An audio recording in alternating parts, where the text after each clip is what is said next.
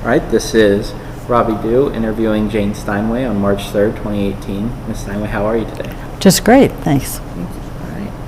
All right. So we'll start. When did your family move to Greenhills? We moved in June of 1938. Okay, and how old were you? I was 8 years old. Where'd your family live before they moved here? They lived in College Hill in a duplex. Okay.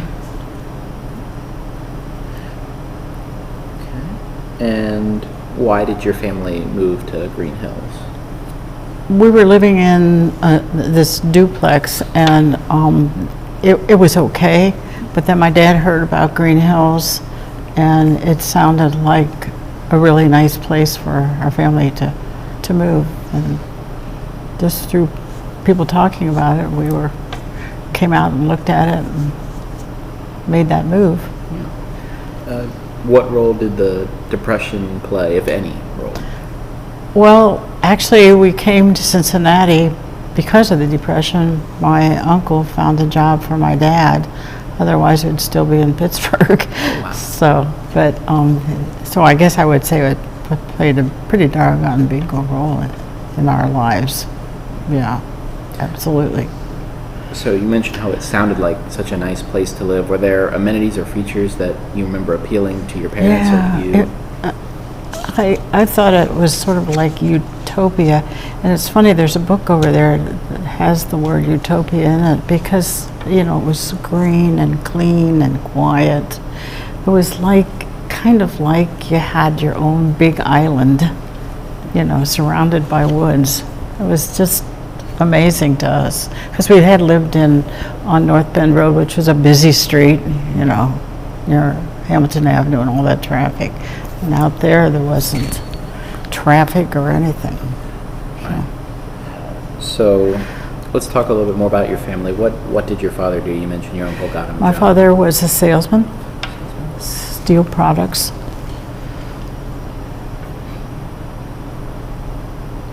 And your mother what did she do? My mother worked, my grandmother came with us, and so my mother could work then. I had one brother at that time when we moved to Greenhills, and so my mother worked at a department store downtown, and then after the war, she worked a government job called War Assets, which was really rights in Laughlin. Okay. And she worked there a few years, not a long time, not a long-term job. Well. What was your house like in Greenhills? Could you walk me through it? How many rooms were there? Okay, well, when we moved to Greenhills, we were in a 3-bedroom house, 1 bath, living and dining room combination, and a fairly large kitchen, basement. And it was a unit, so it was connected to a smaller unit, and we were on the corner. So then my brother was born, and that entitled us to a bigger house. So we moved from a 3-bedroom to a 4-bedroom at the big corner of Winton Road and Andover Road.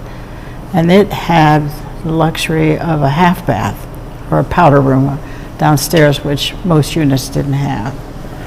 Nice kitchen, a separate dining room, and a real long living room. So 4 bedrooms upstairs. What was your favorite space in the house? My favorite, tell you the truth, I wasn't in the house a lot because we were always outside. I suppose in the living room because it was a gathering point, where everybody is. Or I take that back, the kitchen, because my mom would always have people in and she'd make a cake and they would all sit and eat cake or whatever, and it was sort of a social place. That's nice. So you mentioned you were always outside. What sort of activities in Greenhills did you participate in? Well, of course, the swimming pool. In the summer times, we would go to the pool when it opened, which was probably, I guess, around noon, go home, eat dinner, go back, spend the evening at the pool. I mean, it was a life at the swimming pool because it was $5 for a pass, and so everybody, just about everybody could afford that. So then all your friends were there too, so it was a social place. And if we weren't doing that, we were playing in the woods nearby or riding our bikes because it was safe and we could ride all over Greenhills on our bikes or roller skate. That was summertime.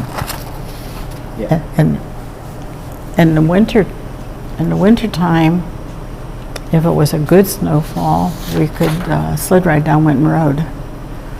No traffic, because there wasn't much traffic coming in or out of that area. So, and then they would flood the athletic field or the football field in the winter, and we could walk over there and ice skate.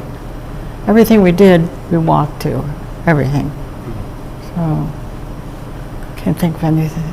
Oh, you know, just playing with your friends, and because we had a playground on every block, we could go there, and then on the cul-de-sac streets, there was always a big round area with grass, and we could play games there. We played kick the can at night and things like that. So perfectly safe. We never locked our doors, even when we went on vacation. And I know it's just hard to believe in this day and age that that's the way it was. I mean, you just never thought about it. The lady who brought eggs, we just leave the door open. We'd leave the money on the table. She'd come in, put the eggs in the refrigerator, take her money, and go. Just sort of unheard of now.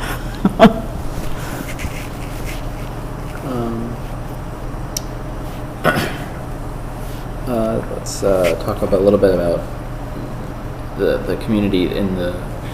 So we know that the community center had the church services originally. Did you attend those? I did. Okay. I did. I was Protestant, so our service was after the Catholic Church. They would roll in what they needed, roll it out, and then we would set up for ours. And it was neat because, you know, all your friends were either going first and us second, and so we would meet a little bit in between. So it didn't make any difference, you know, which church you went to, you saw them anyways. That was neat. Did you play any sports? I was in high school. I was a cheerleader, but I didn't participate in any team sports, so to speak. No, I didn't. No. Or were you in any clubs? Oh yeah. Oh. When you go to a small school, you're in everything. And when you're in grade school, it's Girl Scouts and 4-H. We did 4-H, and in 4-H we planted the pine trees. I guess they're pine trees in what's now Winton Woods. That was a project, and during the war we collected milkweed pods for the government. Just neat little projects like that going on all the time. Yeah, we were always into some kind of organization or club. Yeah. And we sort of touched on this a couple minutes ago, but what sort of jobs did you have growing up in Greenhills? Oh, well, babysitting when I was young. That would be my Saturday job every Saturday. And then sometimes, you know, when I got older, when I was younger, I would just ride with a lady and her son and entertain him while she would go downtown and stop at different stores, and we would stay in the car and I would entertain him. And then when I got older, then I got a job as a basket checker at the pool, and then as assistant manager at the pool. My brother worked as a soda jerk at the drugstore. And it seems like all the kids had some kind of jobs of some sort. They weren't high paying or anything, but everybody seemed to find something to do, which was neat. It really helps the sense of community. It does, yeah, absolutely. So we are currently in the community center in the old library. What Right. was your experience in the Greenhills schools? My experience in the Green Schools was great. I loved school and the teachers, and the fact that it was K through 12. You knew everybody. You knew the kindergartners and you knew the seniors when you were whatever grade you were at that time. So it was a strong community spirit. And for basketball and games, all the parents would come to the games, so it was a big social thing. Whatever went on in the schools, the whole community was involved, which was really cool. How long did you attend Greenhills? Were you K through 12? I was third grade through 12.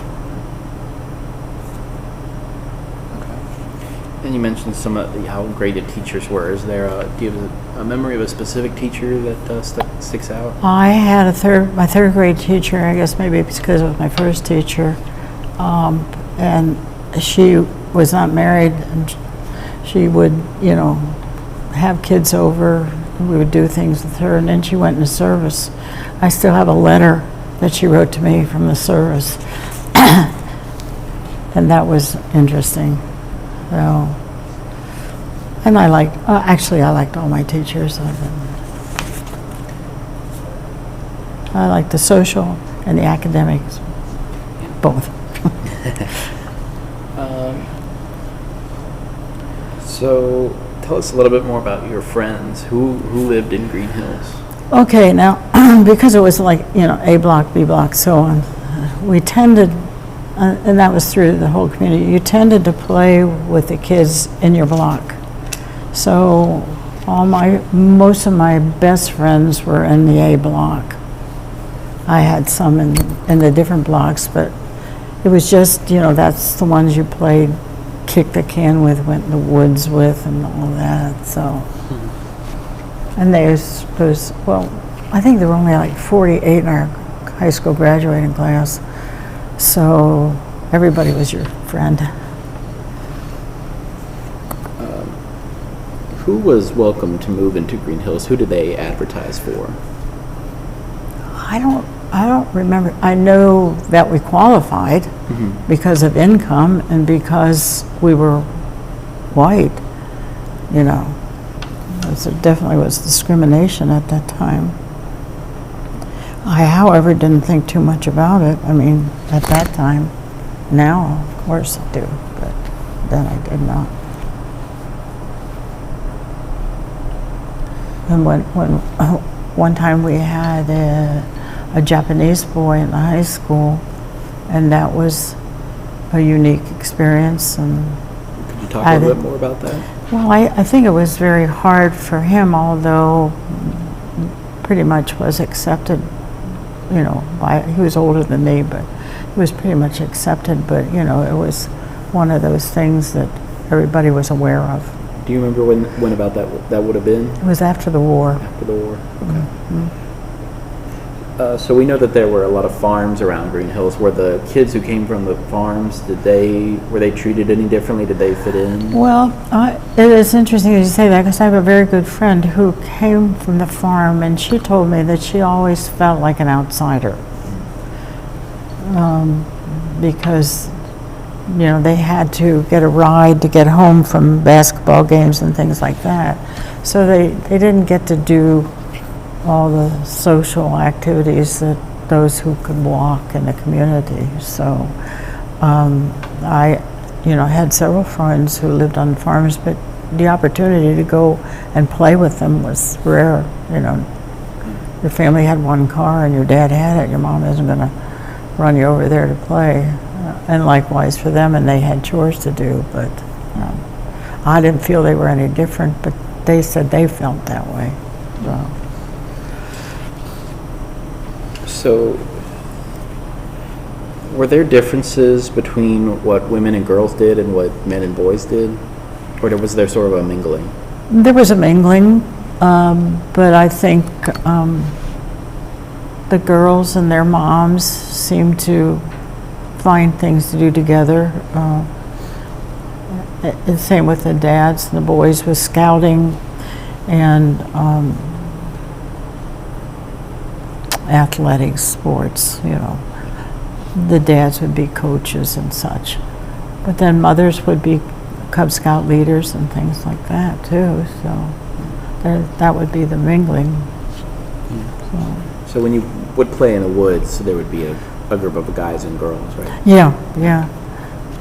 Yeah, we kind of played like those were houses, and we had brooms and would sweep the dirt away, because the formation of the earth made it, they weren't actually caves because there wasn't a hole there, but they were just formations that made it neat to pretend like it was a house or whatever. This was really little. When we got older, then we were just kind of hide from the boys in the woods, that kind of thing. A little different. It was more domestic with just girls. What was the relationship between Greenhills and Cincinnati? How often did you go to the city? My grandmother would take us once in a while on the bus downtown, not very often. And we would go get on the bus and go to College Hill because there was the movie theater there. We would do that. But, you know, I would say maybe once a month maybe we'd go to town, like during Christmas for shopping and things like that, but not too much, not too much. When we first moved to Greenhills, because we didn't really have much of a grocery store, on Saturdays my dad would take us all to College Hill to the grocery store, or to Mount Healthy to a grocery store. And it was like a family outing, so to speak. So going to the grocery store until they built a grocery store in Greenhills. And when did they build one here? Not sure. It seemed like a few years later. Okay.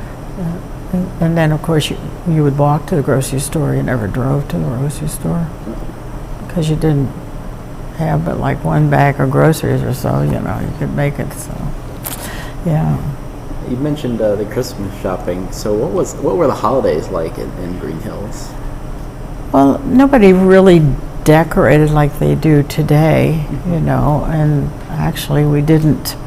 I mean, we would have live trees and that, but nobody had a great amount of presents like, you know, they do now. Everybody economically was practically on the same plane, because you knew that to get into Greenhills you could only earn so much money. So there wasn't one kid who had 10,000 different gifts, which was nice, you know. You weren't competing at all. Partly because you knew what everybody's father made. So Greenhills was built as sort of an experiment on socialist principles. Right. Do you remember that playing a role in people's lives? Did they embrace that idea, or did they reject it? Oh, I think they embraced the idea. I think we resented when people from the city, big schools and that, referred to us as a project, because it made it seem like, you know, we were poor people, so to speak. So, but we liked it so much that we didn't pay too much attention to that. But it was, you know, when kids would come to play, like Withrow would come to play basketball, they felt like they were going in another world, you know, and would refer to us as a project. Oh, you were a project. No, we weren't, I'd say. Actually, we were, but it didn't seem like it. So. How do you think Greenhills residents aligned politically when you lived here? Well, my family, of course, it seemed like most of their friends were conservative and Republican, but that didn't mean they didn't have a lot of friends who were Democrats too. So there wasn't the partisanship? No, there's not. No, nothing that ever bothered friendships, that's for sure. So Greenhills was a planned community. Do you think it was used as the planners intended, and do you think that plan worked well? I do think it worked well. I really do. I don't think I really appreciated, the whole concept until I got older and thought, wow, this was a great idea, So you mentioned the riding bikes. I assume there wasn't a lot of cars or traffic issues. No. No, of course, and there weren't any. Well, some people were fortunate to have a garage, but on a whole, most people didn't have garages, but they only had one car. So you could tell that, there wasn't a lot of traffic, and so riding in the street or riding on the sidewalk was no problem. No problem. And you could go all over Greenhills, all over. There were shortcuts in some places, paths to follow. Which was fun. Were the houses well designed? I think they were. They were solidly built, that's for sure. The government put the best of everything in those houses, from the plumbing to the walls. In fact, it always presented a problem later on because you couldn't put a nail in there without knocking out a bunch of plaster. Yeah. We weren't allowed to hang pictures, my parents, on the wall. They just had the border up there, and a wire would hook over that, come down, and then there would be your picture, but no holes until they sold the village. Then everybody was sticking pictures up. Yeah, so that, I thought it was well designed, comfortable, and bedrooms were an adequate size for sure. So how did World War II impact people in Greenhills? Well, of course, I can't think exactly. Well, I was fairly young when it started, but my dad was air raid board. Is that what you call it? Air raid warden, or the Air raid warden, yeah. Yeah, he did that.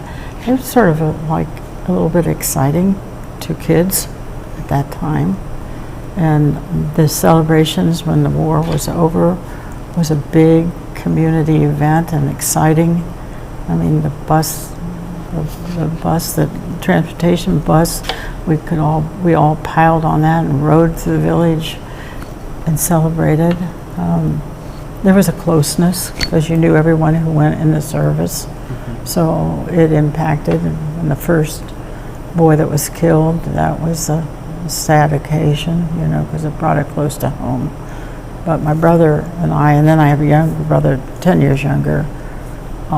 Nobody had to go in the service or anything. We were too young. So, but I would say that there was strong community spirit during the war. Do you remember any shortages in goods during the war? Yes, I do.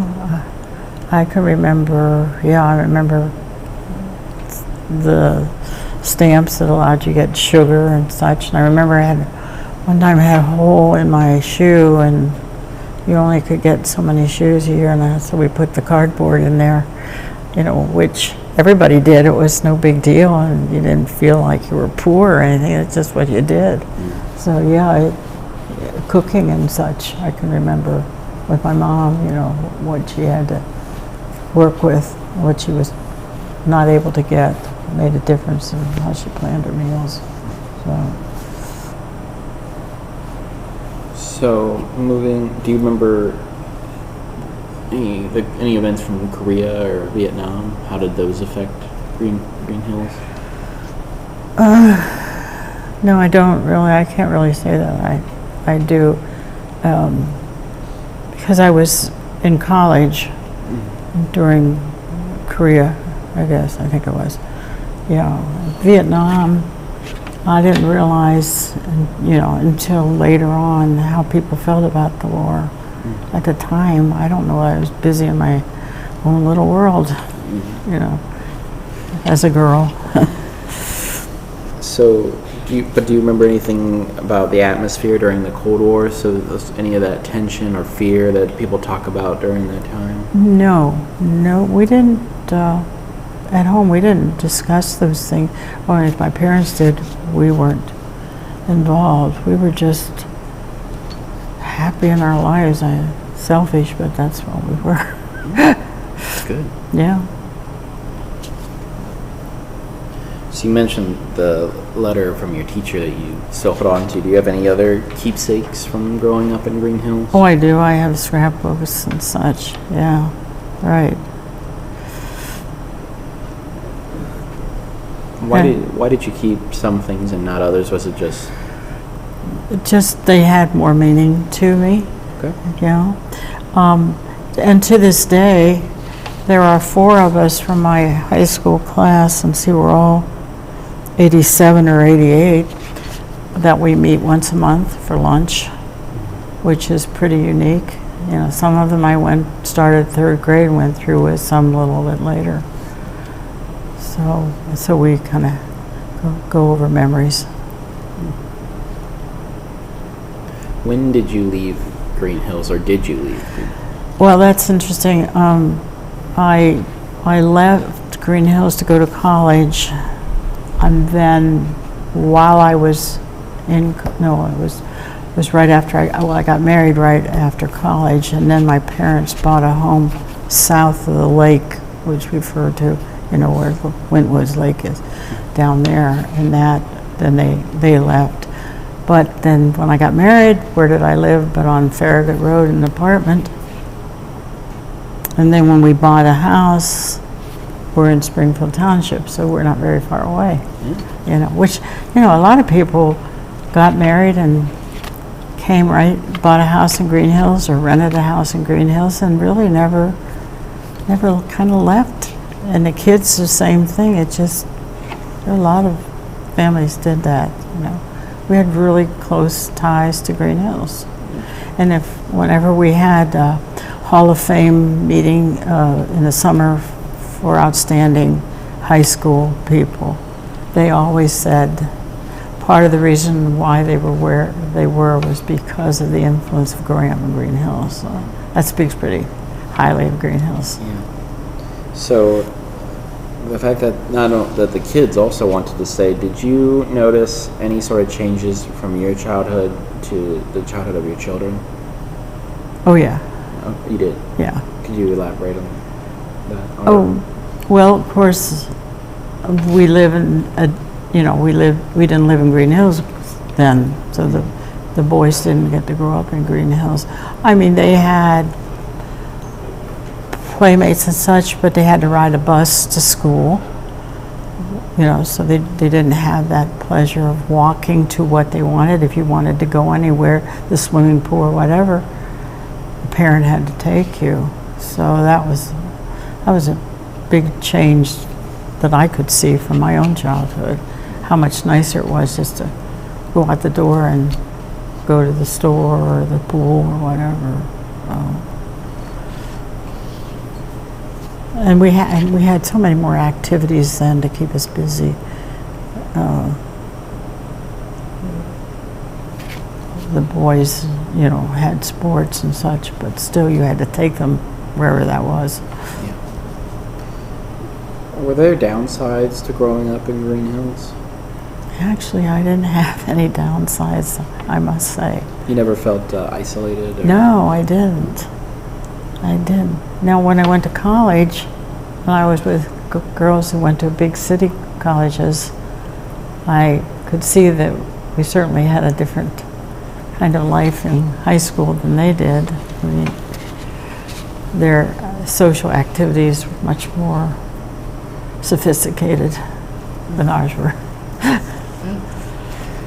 Well, going back to your childhood, we've sort of touched on several things, but could you elaborate more on some of the locations that had meaning to you growing up? So you worked at the pool and how important the pool was, but any other place? Well, I would say it was fun to go to the drugstore. They had a soda fountain there, and that's where we would meet and just talk and have fun. And then in the summer, the community building was open, and we could play ping pong, and they would schedule ping pong tournaments and different activities for us. We had the pleasure of a fireman's carnival when we were in the summertime, which everyone went to and looked forward to every year. That was a really special event. Plus they had a farmer's market that you could go and get vegetables. Those were all significant places.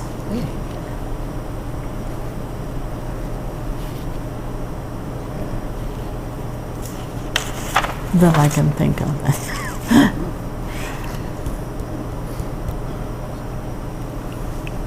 I'm not a storyteller like Bob. That's okay. He's amazing.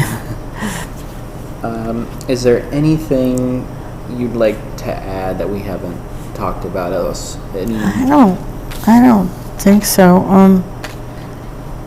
I'm gonna look here.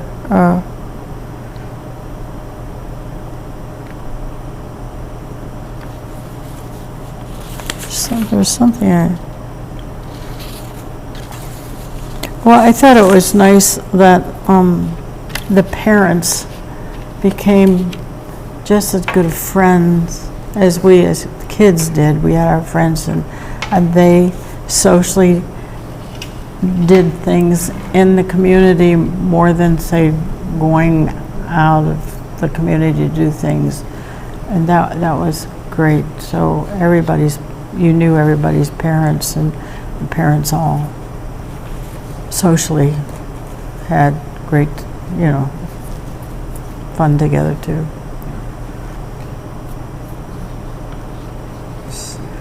So what would you like people to know about Greenhills, about growing up there, what it was like, and anything that you miss about Greenhills? No, well, it was just a special place. I don't know that they could ever have such a place like that anywhere, maybe in the country, I don't know. But it's too bad that a lot more people didn't experience what we did. And that's why, so many, when they come back and talk, even they've done great things, but they always talk about the greatest influence was growing up in Greenhills. So it must have done something for all of us, but they always mention that at those Hall of Fame speeches. It's one of the first things they say is, is growing up in Greenhills was the most important thing in my life. So, okay. I had brought this one picture, only because this was the year that we moved there, and I just brought it because there are no trees. Oh, wow. And I was in the 3rd grade. Is that good?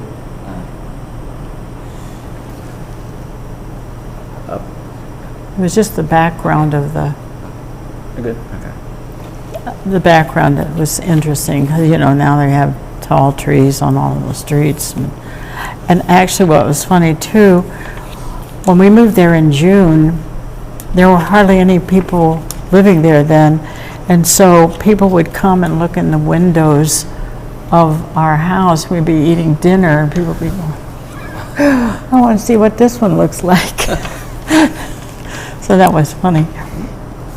It's like the fact that you could leave the door open and put the money on the table. Right. Yeah. So, but it was just, there weren't that many people in the A block at that time. So, and we were right on the corner, so people would park their cars and peek in the windows. So. Well, since it was way at the beginning, but you mentioned how the kitchen was an important place. It was. And you mentioned how the kitchen was sort of different in your first house. It was a bit bigger. We're in a replica of... Yes, I see our kitchen. I see our kitchen cabinets, those handles like that, and the small refrigerator. And it came with a stove and a refrigerator, which was really nice, because in college here we had the Iceman Yeah. And so now we had this modern refrigerator, which is really cool. It was modern to us. Yeah. It's really nice. Yeah. Yeah, but those cabinets, some people in Greenhills still have those cabinets. Mm-hmm. You know, they've painted them and done things, but yeah, same ones. Right. We thought it was fine.